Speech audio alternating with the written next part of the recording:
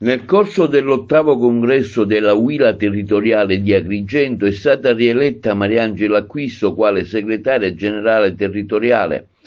della Huila Agrigento. A seguito dei lavori congressuali risulta inoltre composto la nuova segreteria territoriale nelle persone di Mariangela Acquisto, segretaria generale territoriale, Rosario D'Angelo, segretario organizzativo,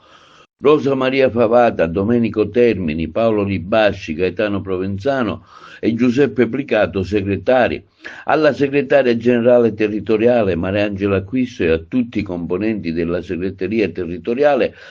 dice il segretario generale della Huila Agrigentina Gero Acquisto: rivolgiamo i più sinceri auguri di buon lavoro, certi che sapranno proseguire con impegno, competenza e senso di responsabilità l'azione sindacale a tutela delle lavoratrici e dei lavoratori del territorio agrigentino.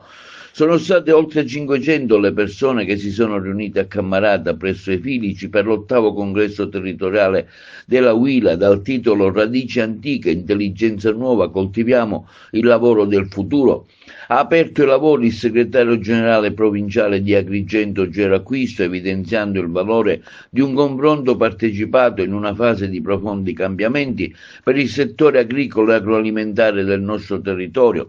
Quindi l'intervento della segretaria territoriale Huila uscente Mariangela Acquisto, che ha svolto una relazione introduttiva tracciando un bilancio dell'attività sindacale, indicando le priorità per il futuro: più sicurezza nei luoghi di lavoro, più diritti, maggiore qualità dell'occupazione e investimenti in formazione e innovazione.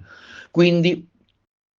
è stata evidenziata la sinergia costruita negli anni tra la lotta sindacale e l'azione legale, un lavoro integrato che ha consentito di raggiungere risultati mai registrati prima nel settore, rafforzando tutele, riconoscendo diritti e consolidando la presenza della Huila sul territorio agrigentino. Al centro del dibattito anche il tema dell'intelligenza artificiale in agricoltura, una sfida che può rappresentare un'opportunità di crescita, modernizzazione, ma che deve essere accompagnata da contrattazione, tutele e politiche attive per garantire davvero più sicurezza, più diritti e più futuro al lavoro dell'agricoltura.